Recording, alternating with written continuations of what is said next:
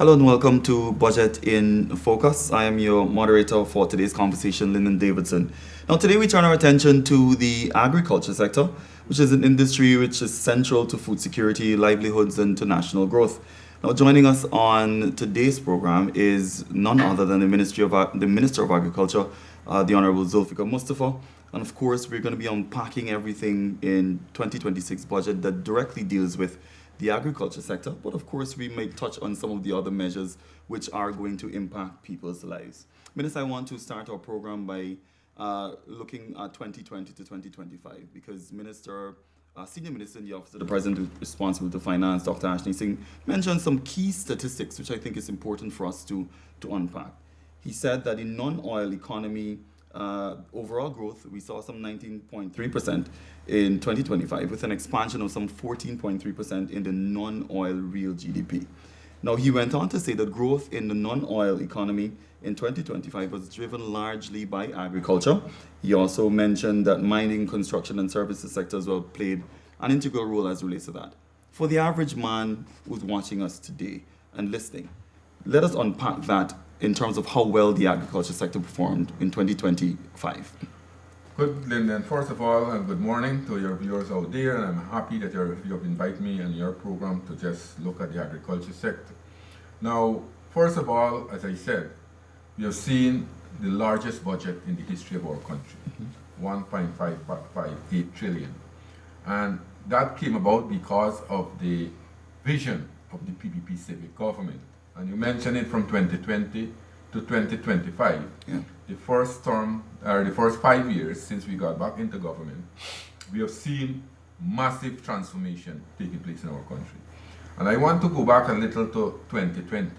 When I became Minister of Agriculture, the agriculture sector was in decline.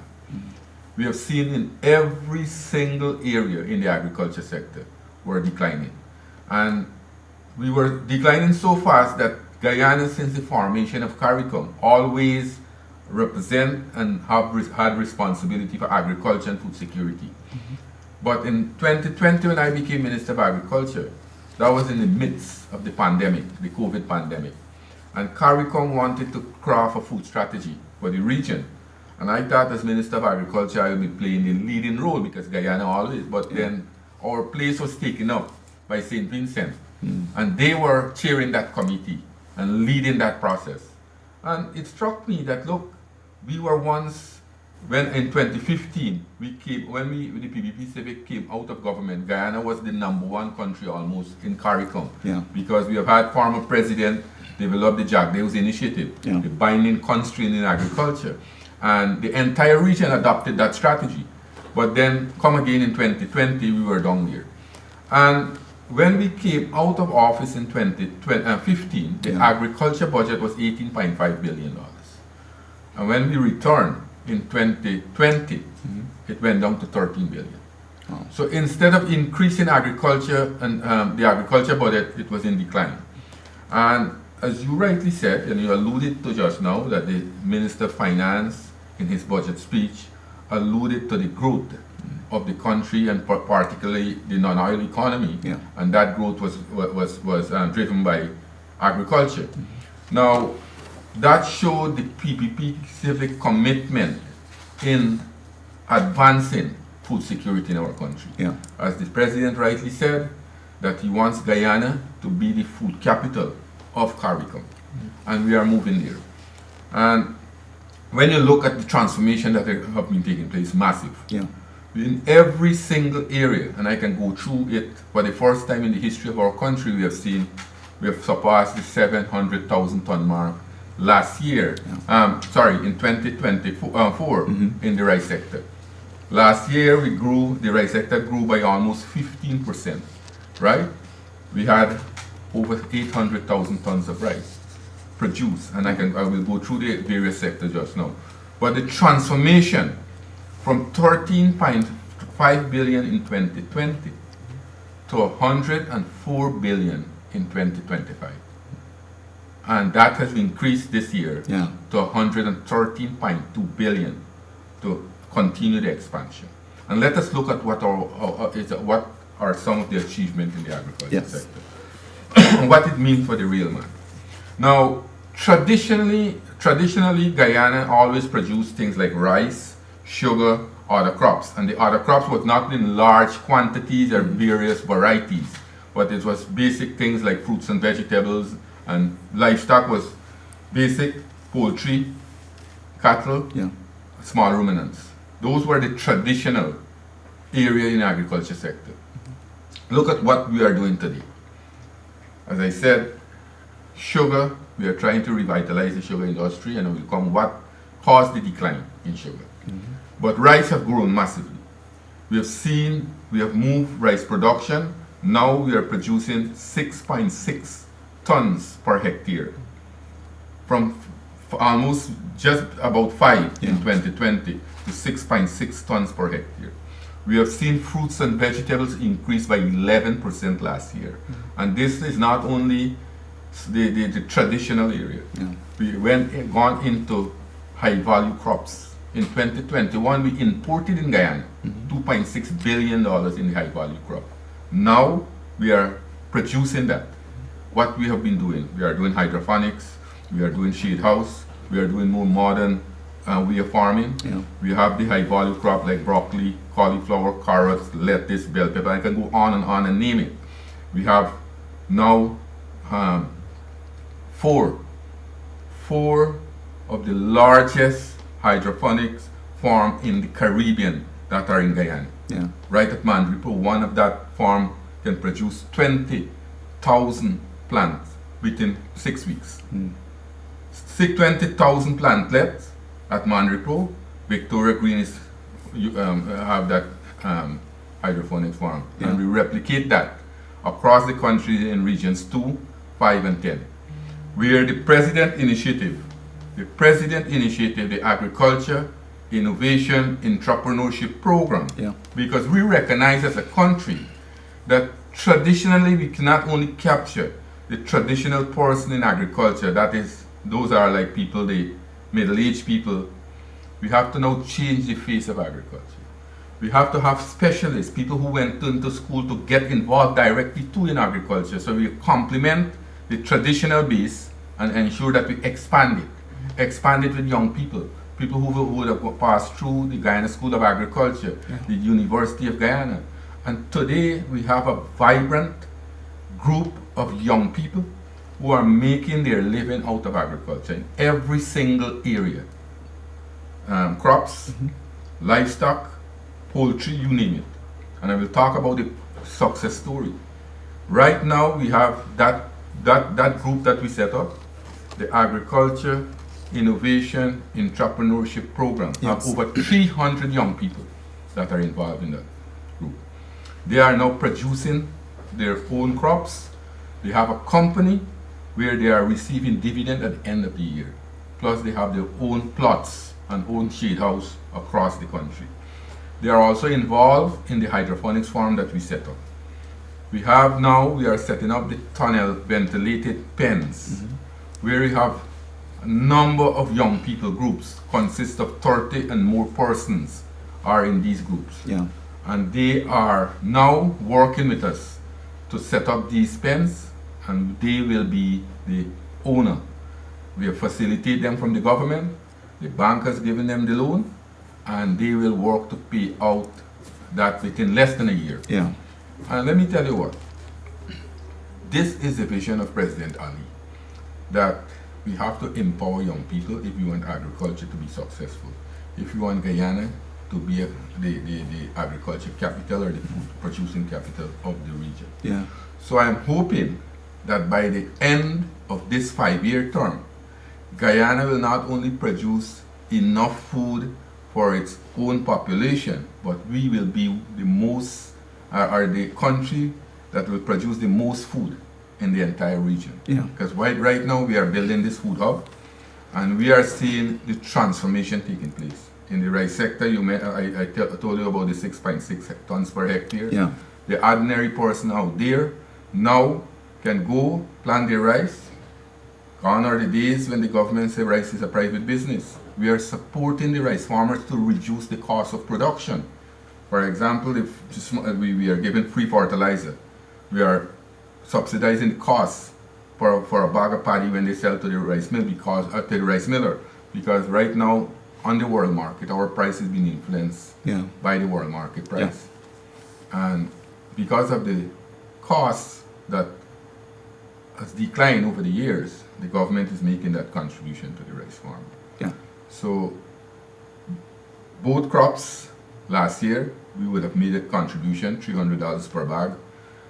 The 2024 we gave half bag fertilizer per acre. Last year we increased that to 1 bag per acre. So for a rice farmer planting 300 acres of rice, we will receive 300 bags of fertilizer from the government.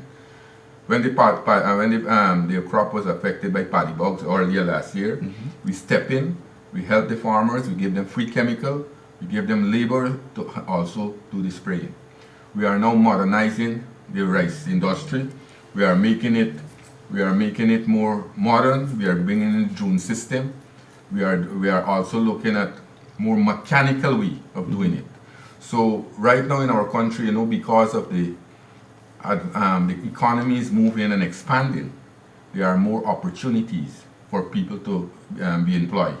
So the rice industry also been affected by labor shortage. So we have to now, instead of 4 or 5 persons doing various work in the rice area, we are now looking to make it more modern, that one person can do 4 or 5 different activities at the same time.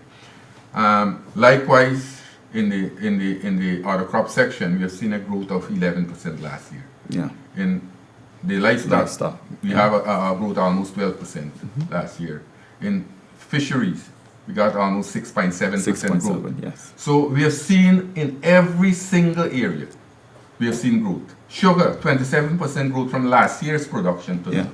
Although we haven't reached the target because of certain factors, we have seen a number of factors that have contributed, that has contributed to, we have seen a number of factors that have contributed to the growth of Guyana's economy. Yeah. So I am hoping that in this year's budget, the allocation will advance the process more effectively.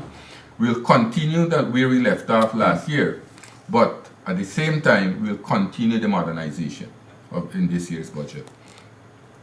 When you look at what we have done over the last 5 years, we have built new industries. For example, aquaculture. Yeah. Aquaculture now is an industry that we are building. If you look at the transformative work that we have done in the shrimp industry, brackish water shrimp industry, we have moved production from 10,000 kilograms per month to 120,000 kilograms. That industry brought in approximately $2.6 billion income, and that circulated in the rural economy. We have started the production of prawns. We have started export now to places like Barbados, producing prawns in Guyana. So all these are new development in the agriculture sector. And this will continue because, what we are doing, we are facilitating the farmers. For example, we are modernizing the system. You'll see more farm-to-market roads. Yeah. You'll see more canals being rehabilitated, hundreds of miles of canals. You'll see new sluices being built. You'll see more pump stations being built. We are doing now high-level canals in regions 5 and 6. Very shortly, we'll start in region 3. So all these new developments are taking place to modernize and make Guyana that food capital of the Caribbean. Yeah. As I said, I know you are eager to ask some more questions, but let me make this last point and then we'll elaborate on certain issues. Yeah. In the livestock sector, we have seen tremendous growth. We have started, Guyana and Barbados has partnered to create a brand, mutton. Yeah. The black belly brand that we are talking about, to replace things like the brand like in New Zealand lamb coming this way or the Australian lamb. Now that has been a success story. Over 1,500 farmers already have been involved in this. We have increased the production. We received 1,000 sheep from Barbados. That have increased to almost over 5,000 now. Yeah. We have advanced our artificial insemination program. We started a new program called the embryo transplant. We are doing embryo transplant now in cattle in Guyana. We have seen massive development in the cattle industry, both dairy and beef. We see we will be seeing very shortly Banks DDL will be commissioned their dairy farm at Moblissa, and very shortly the president will commission the new abattoir that we built in Region 5. So these are things that we are complementing the system and expanding the agriculture sector. You know, President Ali wants Guyana, as I said, to ensure that we produce that kind of food that we are talking about. But we are not only producing for ourselves in Guyana, because if you look what is happening, we are in demand in the Caribbean. The Prime Minister of Grenada came to Guyana and said he wants us to help develop their sector. Prime Minister Motley from Barbados, only recently she said after the election in Barbados they will need Guyana help again to continue that. So from the bottom of the ladder in 2020, we are now not only at the top, but we are building capacity in various member states in CARICOM. And they look forward to Guyana to be the success story if we have to reduce the food import bill by 25% in 2030. Yeah. So in a synopsis, those are some of the achievements in the agriculture sector.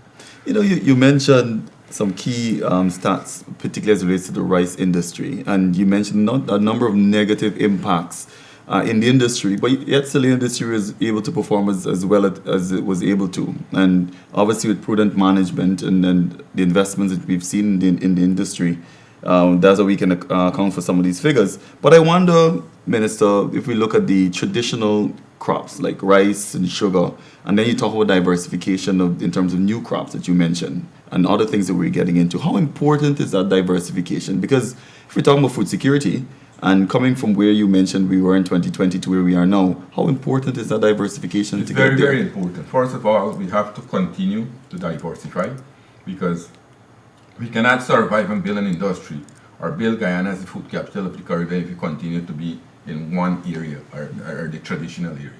We have to diversify. That is why it's important that when we are now going into we are now working with the farmers, that a farmer should not only be a rice farmer. He should be a farmer to do different other crops. You could do rice, you could do cattle, you could do the high value crops that we talk about, all these things. But it's very, very important because we want to be a diversified sector. We want to produce as many many food items and commodities as possible.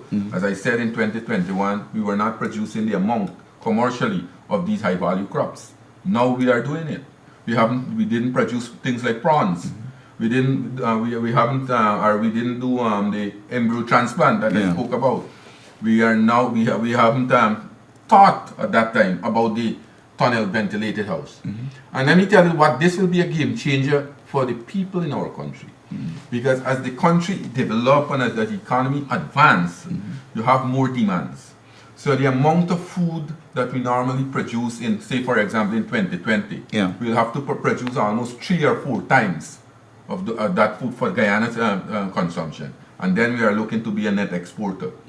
Now, what we have done, for example, we'll be putting down before June of this year, 13 of those tunnel ventilated houses. Each one is capable of producing between 30 to 40,000 boards within a 6 week to 12 week period. So that will be a game changer in terms of poultry production. Then we said that we want to produce our own feed. We have started the production of corn and soya. We are looking, and that has been a success story. This year, we are looking to increase corn and soya production by 7.2 and 26% respectively. And as long as we can do that, because we build a wharf, and if you go, I will invite the press today to take them again to the Takama area. That is a modern area now. We have state-of-the-art wharf, conveyor system. We have a storage facility. We have increased storage facility there to 20,000 tons. So what we are doing, we are preparing, making Guyana that area that we want Guyana to be this food producer. We have started also, you know that the president announced that Guyana will start to produce its own black-eyed peas and red beans. At Kimbia, that process started. We finished building a storage facility there. And also now farmers are taking up land there. We have 2 investors there who are doing we'll do in large-scale production there. So we'll, by the end of this year, we'll produce almost all our needs there. In Region 1, we are working with the farmers there to do the spice, continue the spice production. Things like turmeric, black pepper, ginger, nutmeg, and we want to go into large-scale production in those areas. So we are continuing to diversify. As you rightly said, it's very, very important for us to be a country that produces almost every single food in the various food group. And you know for a fact that Nature Food has recognized Guyana role as the only country in the world. And we have moved, and that is a tremendous achievement for us. We have moved from bottom in the Caribbean to the #1 country in the world. Imagine that. That's in a nutshell. You can describe Guyana's movements in terms of Guyana progression over the last 5 years. Definitely, and this year's allocation of $113.2 billion. I'm wondering, based on all that we've said in terms of the diversification we're seeing, the role Ghana is now playing, not just in the Caribbean but in the world in agriculture. We just got one of a Guyanese who was elected to ICA to serve in a very critical role as well, which really speaks to what we're doing in agriculture. But in terms of this allocation, Minister, I want you to explain how this allocation really reflects, strategic priorities of the government, so to speak, in terms of not just feeding ourselves, but the overarching goal of really feeding Caribbean. So, as I said, that we'll continue to continue where we started, but we'll advance development in the various areas. I am hoping on that allocation, when you look at the disaggregation, it's simple. We are looking to continue the revitalization of the sugar industry. We want to go the Gaisuku to fully mechanize. Almost 40% of the cultivation have been already mechanized. We'll continue to advance mechanization because there are challenges also in terms of labor. The factories, we are trying to ensure that we continue the upgrading of these factories across Gaisuku. We are hoping that at the end of this year, the target is set at 100,000 tons, 100,041 tons. We are hoping that we can achieve that this year with what they have in the field there. So $13 billion have been allocated to the sugar industry. Rice will continue. We are hoping to see, to increase rice production by approximately 1.8% this year. And last year, the agriculture sector grew by 11.5%. This year's projection is approximately 7.6%. But I am hoping and I'm very optimistic that we will surpass that. We'll surpass that far ahead. Because the performance over the years, we have seen agriculture moving rapidly. We have seen massive transformation in the agriculture sector. We'll continue to advance the other crop section. We'll see more modern shade houses being built across the country. We'll build more hydroponics farms across the country. We'll have more support for farmers in the livestock industry. We'll continue to, as I said, young people, not only young people, but in the cattle and small ruminants area. We'll continue to invest there and bring in more people. For example, last Saturday, I was in Region 5, where we have 65-acre plots that were developed as pasture for the small ruminants people especially in the sheep area. So we are continuing to invest and diversify and ensure that we develop these areas.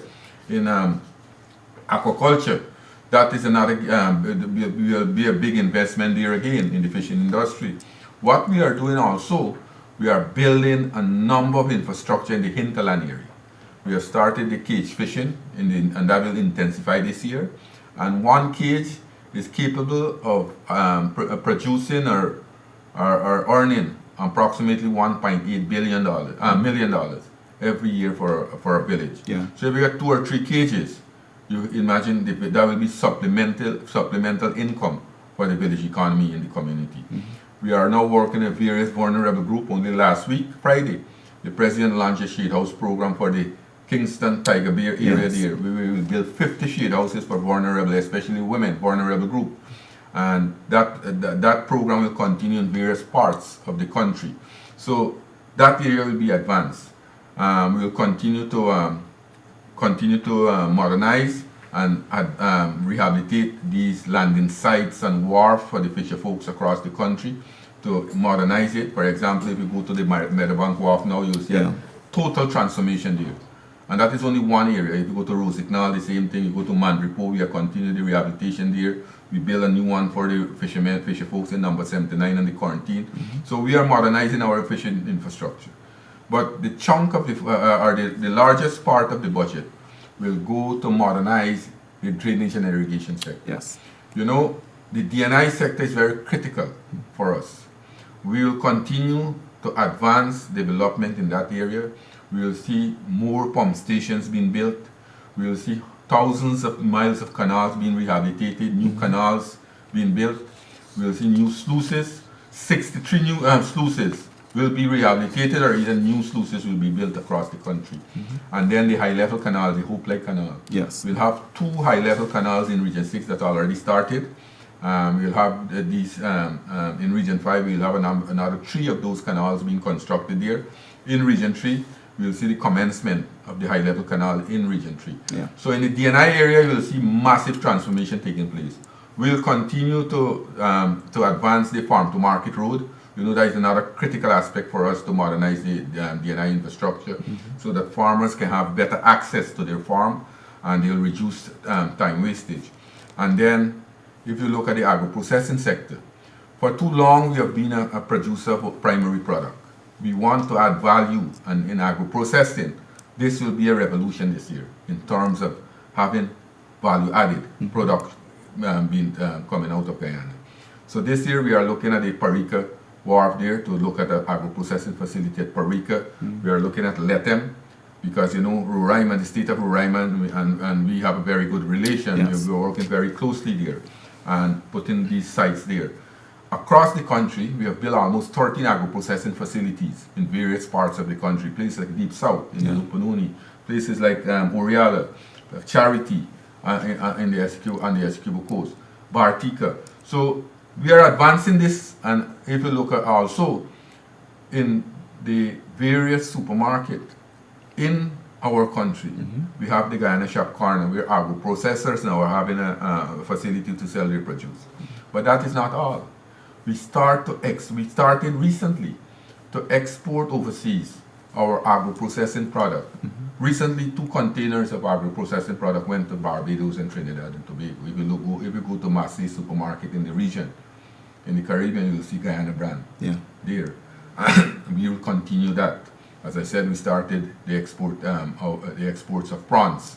We are now producing and packaging our own prawns. Imagine that. Yeah. We used to import those things to Guyana, now we are exporting those. So this is a kind of diversification that we are doing in preparing the agriculture sector to move forward.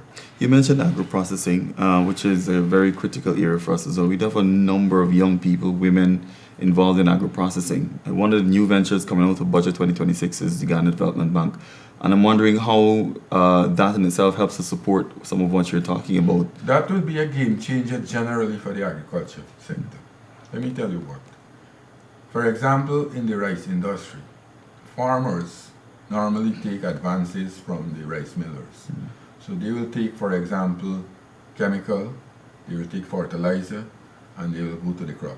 So when they harvest their paddy, they will have a semi-contract with the millers. They will have to take their paddy to the millers in return. So the miller will deduct the costs they would have taken, or the commodities they would have taken, the different fertilizer and other things.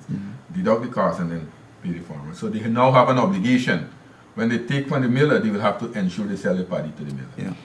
This bank here, the development bank, and you talk about agro-processing, and in all the areas, but especially in the rice industry, the farmer now will have a choice. Go to this bank, and up to $3 million without interest and collateral, they can get a $3 million loan that will help them to fund that crop. And they will only have to pay back the principal. And they will have a choice to sell the paddy to any miller. Yeah. So they can go to the highest price, they go to the miller that pay the highest price to sell their paddy.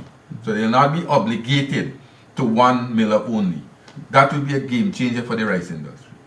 The other things you talk about, the agro-processing, the people them in the other crop section, the farmers in the livestock area, all will now have a chance to go to the Guyana Development Bank to have these loans up to $3 million without collateral, without interest. That will help. There will be massive transformation individually coming out of this bank here. Yeah. This will be a game changer for the agriculture sector, leaving out the other sectors around the country. So these are important things. And when you see Dr. Singh said in his budget, putting people first, exactly that this budget is doing. Exactly that. For example, coming out of the agriculture sector, when you look at the income tax threshold, Yeah. immediately 5,000 public servants will come off the tax net. The tax they used to pay, Yeah. that will remain in their salary now, 5,000. And this, as I said, the largest budget is being funded without any new taxes. Without any new taxes. And then you have the other category, you see the school children will get more money, the Yeah. pensioners will get more money, the public assistance people will receive more money. So, as I said, that this budget here is a budget that will transform the life of people. And you know the naysayers and the doomsayers are saying, for example, the talking President Ali spoke about increasing old age pension to $60,000. We never renege on our promises in this country. When you look at the last term, that from 2020 to 2025, Yeah. we have delivered all the commitment we have made, all the promises to the people in this country. The pension will increase to 60,000, but it's within these 5 years. We said that. Last 5-year term, we said the pension will increase to $41,000 to $40,000, and we Yeah. did it. We said we'll remove tuition fee from the University of Guyana. We did it. And we said we'll increase old age pension to $60,000. We'll do it again. You understand? So we never renege. We have 56. And this budget is being crafted against the commitment that we have made to the people of our country when we went to the elections campaign in 2020 and 2025. We have 56. If you look at the PVP Civic Manifesto, we have 56 commitments we have made to the people in the agriculture sector in the PPPC Manifesto. Yeah. Right? And in this year's budget, a number of those commitments are already being addressed or will be addressed shortly. So in the next 5 years, you'll see massive transformation taking place based on the manifesto and based on the consultation that we are being having. Things sometimes, and let me tell you what, over the last 5 years from 2020 to 2025, we have delivered on our manifesto commitment to the people of our country, and we have delivered more promises and more commitment we have made when we had these outreaches and we had these consultations outside of the manifesto. And that is the hallmark of this PPP civic government. We will continue to do those things, and this will happen. So when the naysayers say that the president made a commitment and reneged, never. Never, but every Guyanese 18 years and over again will have $100,000 cash grant. Yeah. You know? But they just trying to pick things and say that but they don't have any argument. None of them have any argument to counter measures, all these measures that in this budget. Yeah. You mentioned measures, and for the fisheries and aquaculture sector, I want us to talk a little bit about the support. We've seen support rolled out already for the fisheries sector, and there are a number of things there, particularly as it relates to the outboard engines. We're removing taxes on up to a certain category there as well. And then you talk about some of the things you've done in aquaculture already in terms of prawns and shrimp. Let's talk a little bit of about the support that folks can expect for 2026. That was one of the commitments made before the budget, that up to 150 horsepower engine. The fisher folks were saying that we should take off the duty. We said we'll do it, and we did it. So the engine now coming up to that way, we'll see the cost going up. But besides that, prior to 2020, we have seen a VAT and taxes and a number of input in the fishing industry. We have removed those things. Basic things like, and what the fishermen use on a daily basis. Things like rope, seine, twine, lead, you name it. Right? Hook. Yeah. All those things were attracting VAT and taxes. We took out the taxes in those things. Right? So the cost for these items have been reduced tremendously. We have worked recently, and we have every fisher folks in this country will receive from the government $150,000 cash grant. So we are continuing to support the fishing industry. Yeah. In the other areas, if the double door pickup, the double cap pickup, right? That will be a game changer. You know how many farmers before came and asked that they want this to be duty-free. And we made a commitment to them, and we said, let me reduce the tax. Now we have one tax in one level of taxes in the various categories. That will help the farmers tremendously. Many of them wanted that, right? So, and then I see hundreds of testimonials came out from the farming communities, from the fisher folks, right, lauding the efforts of the government in reducing the taxes in these categories of equipment and vehicles. So these things, all these things, besides what we have done in the agriculture sector, in increasing budgetary allocation, in modernizing the sector, these are additional benefit to the farmers, to the sector. And let me tell you something. Let me look at it very in a summarized way. You see, the farmers are the agriculture sector. The farmers are the stakeholder in the agriculture sector will be having a bank. They can have loan without collateral, without interest rate. The fisher folks will have outboard engine up to 150 horsepower at a reduced price. The farmers will have outdoor double cab pickup at a reduced price. These are things outside of the normal daily life what they do. Leaving out all I have mentioned, the support I have mentioned about that we gave to the sector. We have increased production, we have increased yields, we have seen new varieties of product, we have seen new crops being advanced, we have seen the livestock sector increase tremendously, we have seen the aquaculture sector moving in various directions.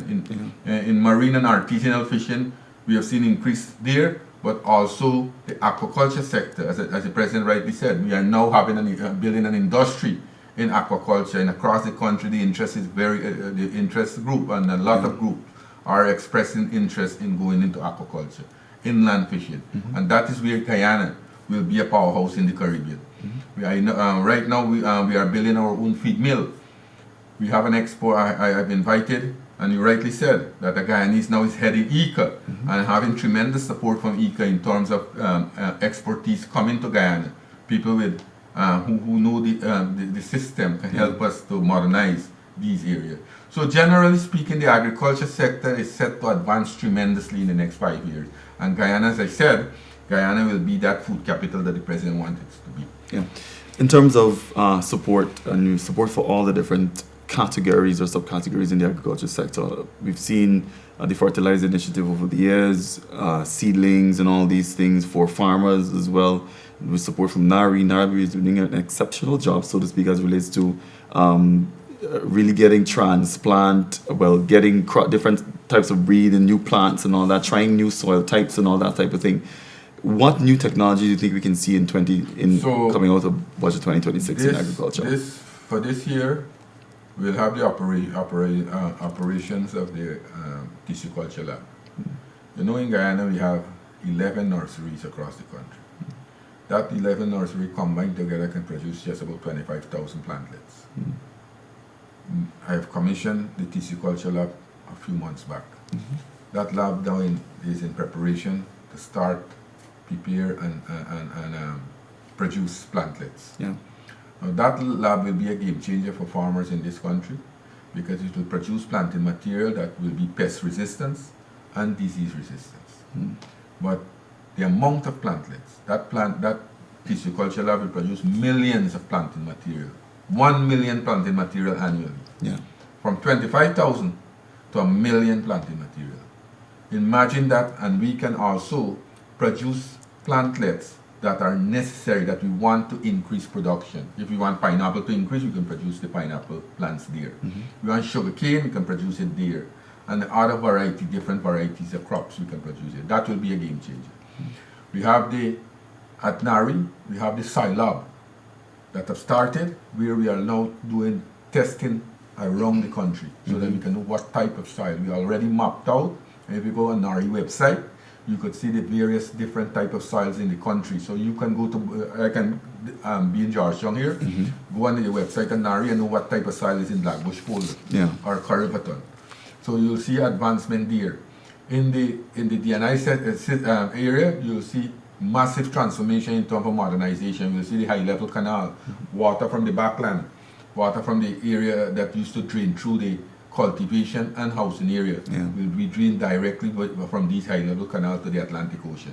So all these modernization that you'll see in the next, during the course of this year, you'll see that in the rice industry, the lab that we have in Region 5, Burma, will expand that. You will see that we'll continue to work to bring out new variety of paddy, high-yielding variety of paddy, so that we can increase production tremendously in these areas. Yeah. So generally speaking, we will see in every single area in the agriculture sector, livestock, crops, the fish and marine sector, rice, sugar, you will see we'll continue to modernize and expand production, right? Expand production and increase.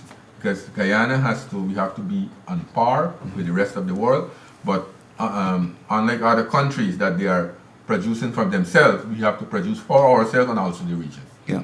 You know, you mentioned, we talk a lot about investments from government, and you also alluded to public-private partnerships earlier as well. How important a role do you see that is in terms of really growing the sector even more in partnership with government investments and really getting us to where we want to be? And what scope is there for that? That has been a success story for us, private-public partnership. We have started out with the corn and soya production. We have built the necessary infrastructure. As I said, we put in all the modern facilities, the wharf, the storage facilities, the conveyor system, and we have the Poultry Producers Association doing the planting. They planting the corn and soya, right? We are looking at that also in the poultry sector. We started that in the poultry sector. So that is very, very important. We are promoting that. And also what I am looking at now, there are a number of investors coming to Guyana, where I am linking these investors to Guyanese farmers, so that we link in capital with land, right? Asset with capital. So we have this kind of co-investment, and the government have also been doing the co-investment with various stakeholders around the country. That will be a continuous process over the next year. Yeah. As we wrap this up, I'll give you an opportunity to talk directly to not just farmers or people directly involved in the agriculture sector, but to Guyanese in general about what you think are the key highlights for Budget 2026, particularly for the agriculture sector and in general, coming out of Budget 2026. As I said, that this budget is very transformative. We are seeing something for every strata of society in this budget. I mentioned a few just now. You look at the pensioners. The pensioners will have more money. The people receiving public assistance will be getting more money. The people who are the school children will be getting more money. Tuition fee will be continued to pay by the government. Children writing examination, C-SEC examination, up to 8 subjects will be paid by the government. There will be massive opportunities for Guyanese scholarship. New scholarship will be here. You will see a total transformation of infrastructure in this budget here, and the health sector. The health and education sector will see total transformation. Although I am more a little prejudiced with agriculture, but I am telling you generally, health, education, housing, water, and electricity. We haven't talked about electricity. This year you will see massive transformation in electricity sector, gas to shore energy project, right? We will see that electricity costs, when that project is completed, we will see electricity costs will go down by almost 50%. We will be producing our own cooking gas. Cooking gas will decrease, costs will decrease in this country. So this budget, that when we talk about this budget, this will be, to sum it up, this will transform the life of the Guyanese people. Our vision in the PPP civic government is to improve lives of Guyanese, to bring better for our country, to advance our country, to improve our country. And that is what this budget will be doing in the next year. Awesome. Minister, thank you so much for stopping by and talking to us and to share your vision, so to speak, for the agriculture sector, and delving into some of these numbers so that the folks, the ordinary man, can understand. Wishing you the very best throughout this year as you continue to serve not just folks in the agriculture sector, but across this nation. You are watching Budget in Focus. Thank you so much for joining us on this edition. I was talking a little while ago with the Minister of Agriculture.